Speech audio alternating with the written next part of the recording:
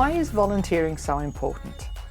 Volunteering can give you a great boost to your self-confidence, self-esteem, and overall happiness. When you are doing a good thing for others and the community, it gives you a natural feeling of accomplishment and increases your feel-good hormones. Remember in the last episode we talked about oxytocin. So one thing we have learned, that when you are feeling down, look up and help others. I'm Karen. And I am Nuala, and we are the Safety Collaborators. Our mission is to help people have better conversations and change the way they think about safety. Consider us your thinking partners, sharing expertise and wisdom in everything safety, safety culture, and psychological safety. Following on from last week's episode about random acts of safety, we were inspired to continue the conversation with our do good, be good values and the multifaceted world of volunteering. And volunteering comes in a lot of different forms. It might be that you are committed to a volunteer organization for a long period of time, that you see that as this is part of something I want to do regularly. It might be something that is a drive within your organization. We're going to go and do like a Habitat for Humanities and build a house for somebody. Or it might just be something where you feel like, I can see a need in my community. It's something short term. I can go in, I can help it, and then I can walk away. There's so many ways of volunteering, and research shows us that it really does improve our well-being. It improves how we positively influence communities. So today we are going to dive into that, and we're going to explore. Well, let's actually start with 10 reasons why to volunteer. And then we're going to share with you what it is that we do in safety collaborations and how we impact our communities. Karen, there's an organization you love that have a beautiful quote. Would you like to share that? There's an organization called habitat.org, and they do lots of different things around the world. They did a lot of research, and you can actually read that research around the value and benefits of volunteering in what they call their evidence brief. We'll leave the link in here. It's a bit long. You want to read it in your own time. I think there are so many wonderful organisations out there, and adding to something you said a little bit earlier, Knowles, I think I know myself when I first moved to here in Scotland, I've always been a little bit volunteer-minded anyway. But I was looking, and it took a little while until I found what suits. So there's something inside of ourselves that sort of says, what can I do? Because at the end of the day, I think we are bigger than just ourselves. And we do often look at how can we help others? And how can we have a positive impact? Because it's not just about leaving a legacy, whether that's a family legacy or a legacy in business or something. There's an inbuilt drive to be able to walk away and leave a legacy and go, I've given back. And I have seen the results and the reward that has given other people. And I'm not talking about, setting up a camera on the side of the road and videoing yourself going and feeding a homeless person. Because, God forbid. I think those are very staged. Yeah. And I get that people are trying to pull at heartstrings and they're trying to get people thinking. But that's not what is behind it. It's about saying, what do we do that adds value and makes a difference in the communities in which we live? I love one of the statements, think global and act local. Yes. So impact locally where you can with what you have. Absolutely. So let's explore 10 reasons why to volunteer or why you might like to volunteer. And these reasons really show how awesome volunteering is. And really, we're also coming at this from our organisations, the organisations that we work in, so not just the communities. So it really highlights how you can grow as a person, become a better leader, and have that positive impact on your own organisation, not just the community. So let's start with the first one, building stronger teams. And when you work together with your team around doing good and being good, it builds in teamwork, collaboration, which are two of the key pillars of a strong safety culture. It's something that we're always striving to improve on. And getting people to work on a common goal outside of their regular work teaches them how to communicate differently and more effectively. It builds trust. And won't go into what is the volunteering that I do, but I was brought into it through a really good friend of mine who was brought into it by her company. And there's a really strong culture of volunteering in the organization she works with. And they were like, Suze, you're going to love this. Come and join us. And she did. And then she was like, Nuala, you're going to love this. Come and join. And but seeing the camaraderie that it builds within their team and their organization, and even people who are not members of the volunteer group, there's a big project on or there's a big something, people bring their families, they bring themselves, and it just creates this vibe amongst the team of, that's what we do. We give back and we make the world a better place. And I love that, even with our small team. I think it also helps us to get more creative as well. So it brings an element of creativeness, which we'll come into. So I guess that leads nicely into the next one. It actually develops our leadership skills. Now, whether you have the title of leader or not doesn't actually matter. It's more about when we're in volunteering situations, you may be challenged with situations where you may have to make decisions. You may have to speak with the team that's around you and help others develop their skill set in that space and to help them build their leadership skills. So there's this really lovely sort of rolling momentum that happens, because this is certainly something I've learned over the years, is the mindset of a volunteer is actually quite different to when we are in the office. So you can't just sort of tell people what to do.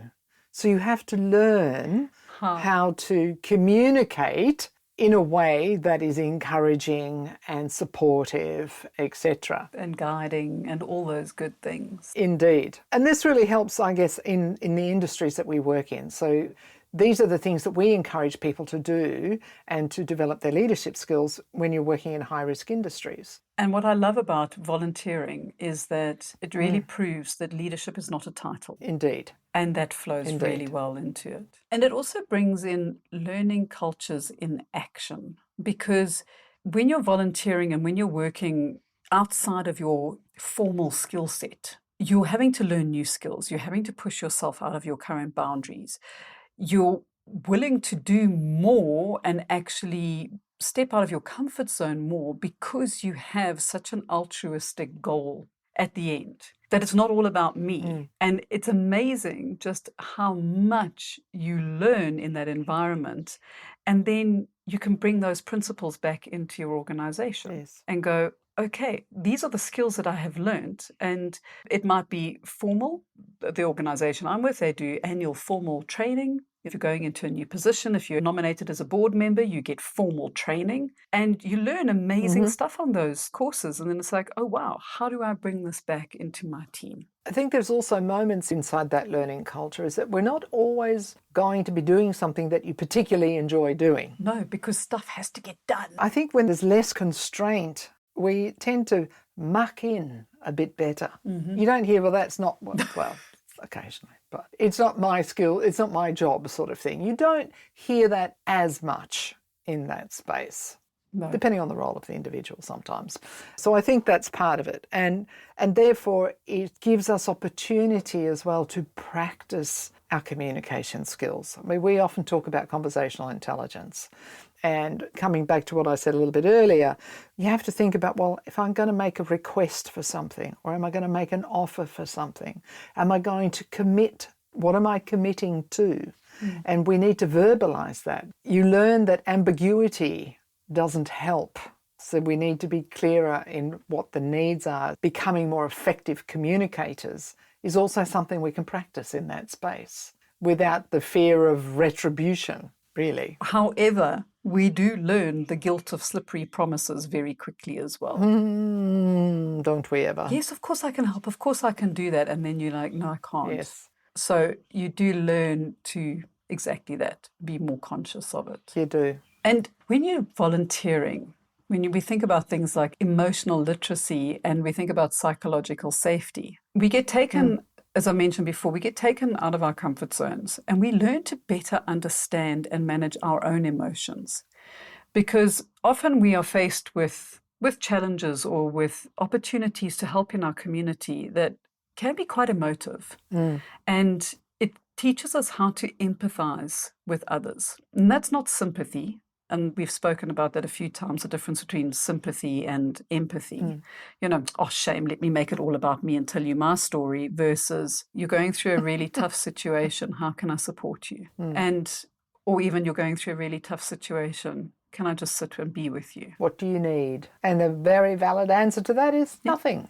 And when we think about psychological safety in high-risk industries, and where things like mental health are really coming to the fore and overall well-being is vital, when we pull in what we learn in volunteering around our emotional literacy and understanding and being empathetic, we change the environments in which we work. Yes. We build trust. And I think it's interesting because we're often working within groups of people that we don't always know. We've never really worked alongside before. So you really do need to be, how do you become a little more inclusive, So we often talk about intercultural intelligence or bridging cultures for safety, that type of thing. So we're working with different types of people. Now, you can look at, yes, that person might be from a different country, but even within a group of volunteers, you'll have people who are coming at us from different experience base, and learning to work together and appreciate those different cultural norms, which could be from one house to another, is something that you also really do start to experience in that space, because they may not be the people that you would have originally chosen to go and have lunch with, for example, or they might be the sort of person that you wouldn't normally find in your workplace. They're out of your circle. They're out of your normal circle until it becomes your circle. Exactly. They will become part of your inner circle or your circle of influence, friend circle, hopefully, and they do. And there are challenges. Conversations have to be had. So all of these points play into the next. So, and just on a side note, in the beginning of 2024, we are actually going to talk a little bit more about this particular subject of intercultural intelligence. And we're going to have a 2-part series on the bridging cultures for safety. Well, we're planning on a 2-part series, but you never know, it could extend. Watch the space. That's a good point. Your favourite subject? Oh, little Miss Positivity over here is yes. Volunteering does allow you to go out and have a positive impact on communities. And this gives you a sense of purpose. It can be a really powerful motivator, especially when you're thinking about your overall well-being and the overall well-being of the communities that you work in or the family that you're in. Because when you have a motivator bigger than just it's about me and myself and I, you go out and you see the light shining on other people's. You see the gratitude. You imbibe gratitude. And at the end of the day, you bring that back into your home, back into your workplace. And that positive impact and that positive energy spins off. I remember someone a while ago reminding us of that sign when they walked into, I can't remember which office or which company it was, and it said, you are responsible for the energy you bring in today. And being able to pull on what you learn in volunteering and the positive impact you see allows you to turn up at work with a better energy. And that makes a far more productive and a far safer workplace to be in. I just had this image of all these little sort of bright lights walking through the door. That'll be me.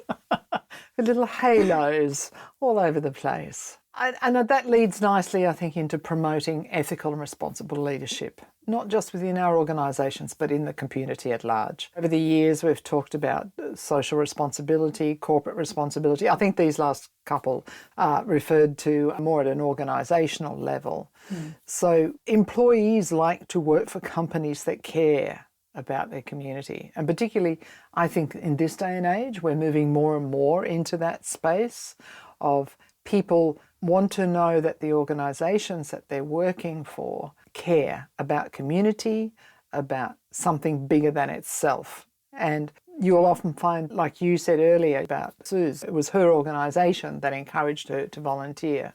We hear of these lovely stories of teams going to do kilt walks or as a group together to raise money for whatever charity that the company is choosing to support in that year. Certainly in ours, we have companies here that support one of the charities that I work with. And it's really helpful, and it's great when we get that corporate support. And I think that's where that really comes in, as being responsible leadership at that level. And it strengthens the organisation reputation, because yes, it does. It's more than talk, it's action. Yeah. And what we need to change the world is action.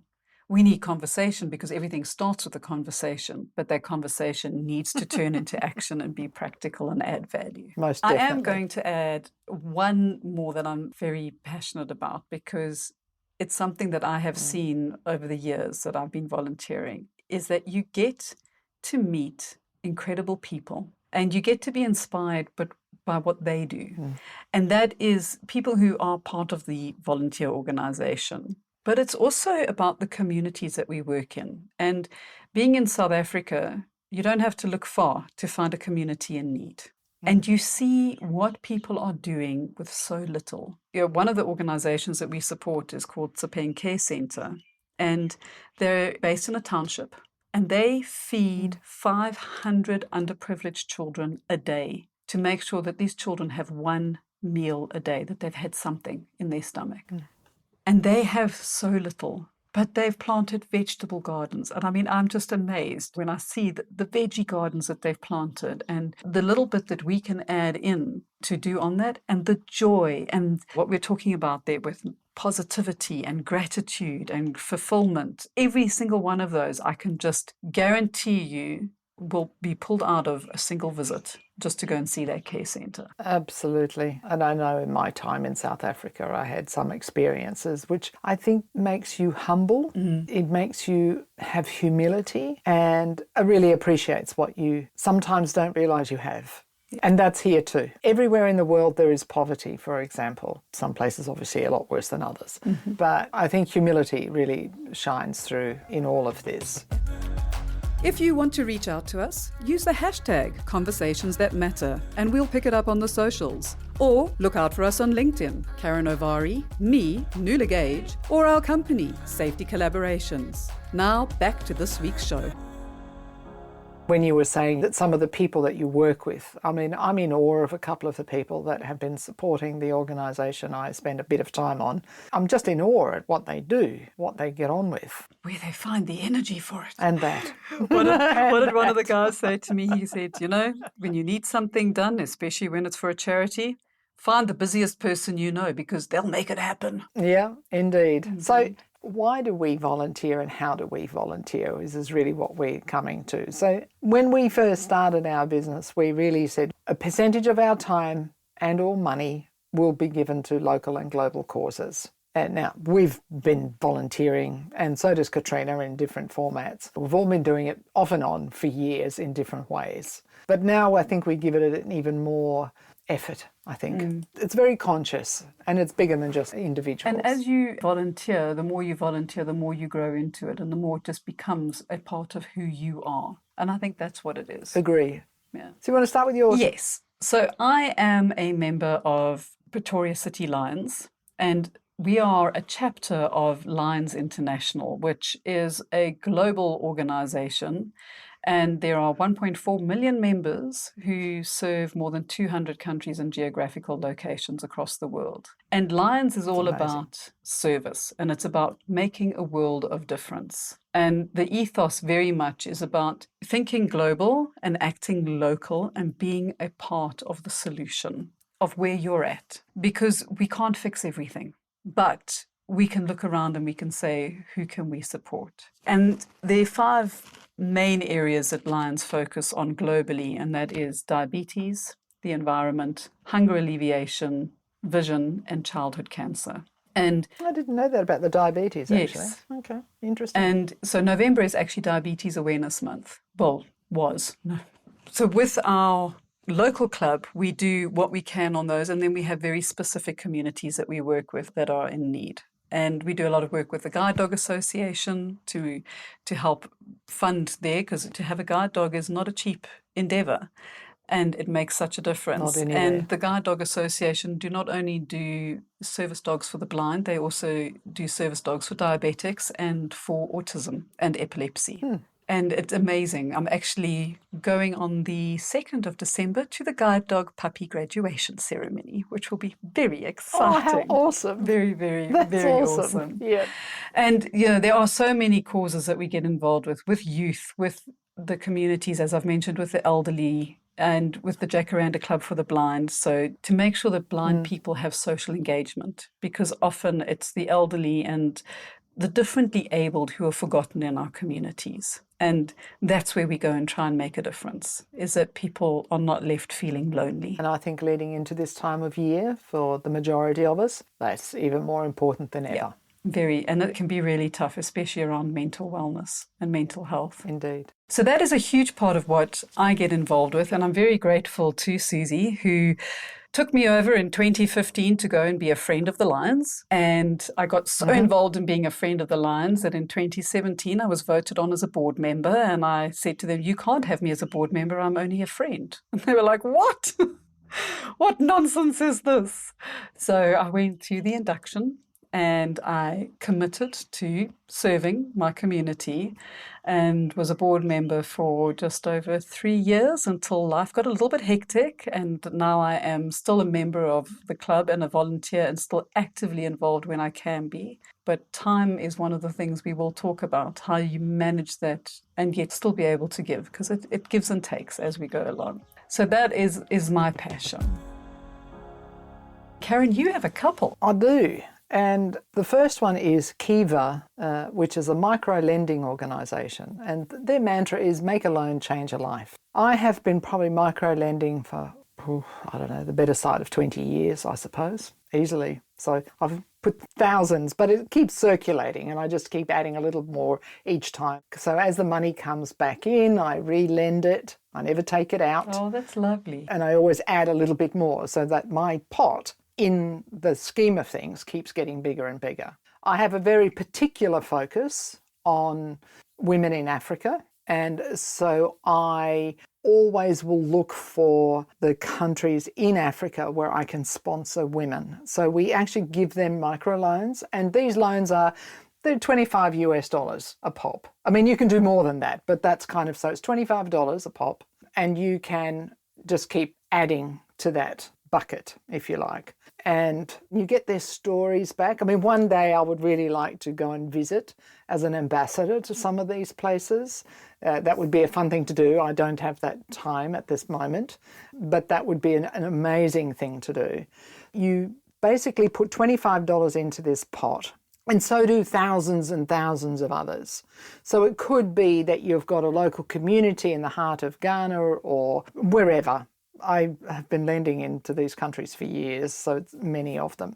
And they might be buying feed, they might be buying something to sell, but it's all interest-free loans. Now, one of the things that really inspired me about this is because I've been in a situation in my lifetime where I needed money and I couldn't get any for love nor money, so to speak. Nobody would help. And so I had to suffer through that period of my life.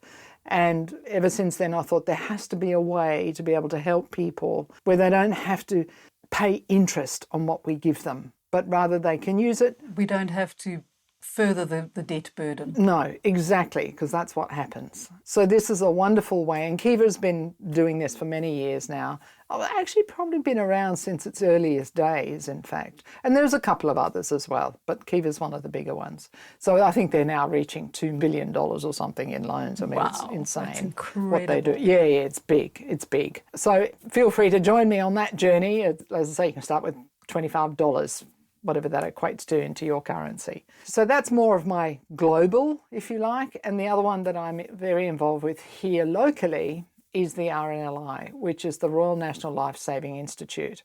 Now, the RNLI is actually turning 200 next year on the 4th of March. There are many, many charities in the UK, and it is one of the rare ones that is 100%, and people get blown away by this because it's a huge organisation, but it's 100% self-funded. So it is not only just supports saving a person's life or a dog's life or whatever, it is also responsible for the life saving that happens around this country and its other countries that it gets involved with. It teaches people around the world how to be lifesavers. The boat I'm involved with the Aberdeen lifeboat station. I'm actually their honorary treasurer, which always makes me smile because from my earlier statement, I wasn't always fabulous with money. But anyway, luckily it's more of a spreadsheet issue, so that's fine. And so I help that, but we go out and about. So we've got some things coming up. I think in the next 3 days, we've got a pop-up shop at the local Trinity Centre where we're selling Christmas cards and doing those sorts of things. Last Saturday, I was at a local church where we were selling things for about 3 hours. So we have souvenirs and things to sell, which is a way that we raise money. On the 9th of December, we'll be walking around. Yep. If you had said to me 30 years ago, you'll be walking around rattling a bucket, I would have looked at you with very strange eyeballs. But however, it's a very joyful thing to do because you actually get to talk to so many people on the street. It's brilliant. I really look forward to it every year. Who would have thought that standing at the end of the shopping aisle in a supermarket would be a joyful thing to do? But it really, really is. Well, I'll be joining you on the 9th of December this year to do that, so I'm going to get it first-hand experience. You will, because you'll be here. Exactly. So it's an amazing charity. It has saved thousands and thousands of lives. I mean, if you live locally, you'll probably know that there's the TV series Saving Lives at Sea as well, which is quite something to watch. And they are a great support to the National Sea Rescue? Yeah, Sea Rescue Services. So they tend to, the RNLI tends to be the first port of call.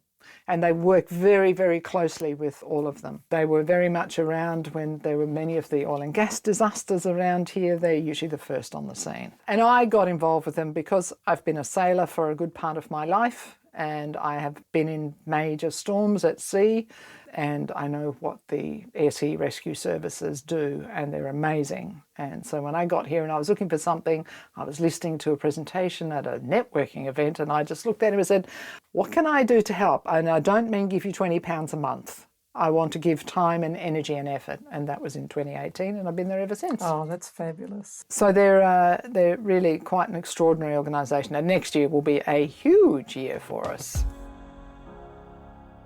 It doesn't matter where you look, you can find something or somewhere to help. But when you join something that you are passionate about, it's that much easier. And with you, with sailing with the RNLI, with the Lions Club, with me being involved in community and watching people, because, you know, I love people. People are my happy place. And let's maybe share a little bit of inspiration on how to get started. If this has kind of sparked your interest and you've gone, I would like to volunteer, I want to do something. You can always reach out to Karen and I at hello@safetycollaborations.com, and we will let you know more about the RNLI, Kiva, or the Lions International and how you can be a part of that. But what else? What else is there?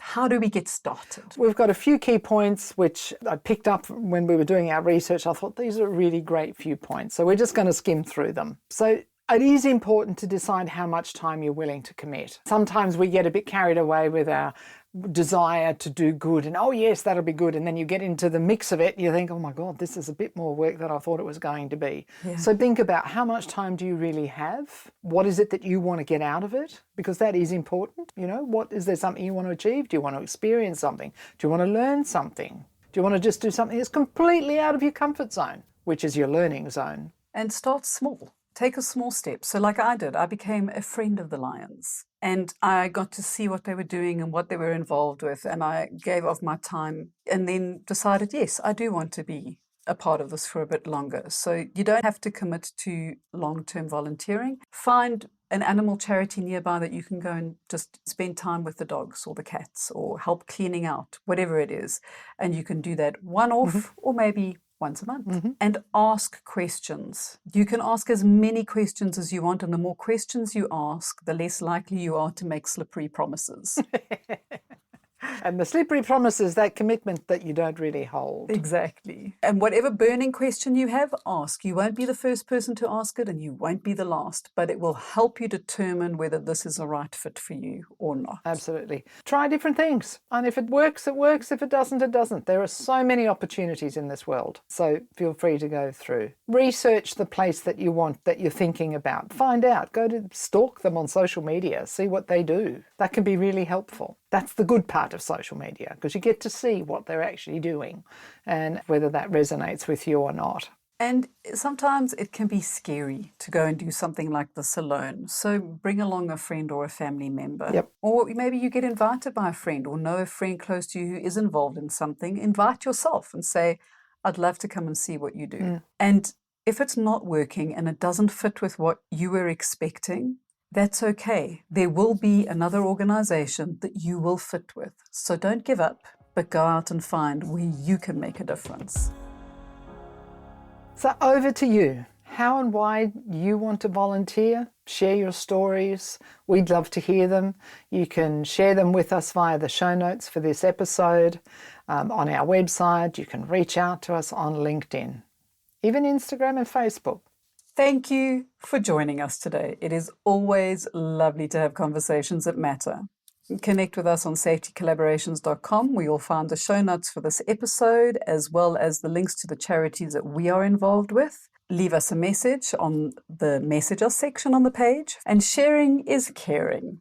So bring on some of that positivity and help us glow by following us on your local podcast platform, leaving us a review. 5 stars would be awesome. And doing these things really helps us spread the word and the collective conversation, because it's always important to have conversations that matter.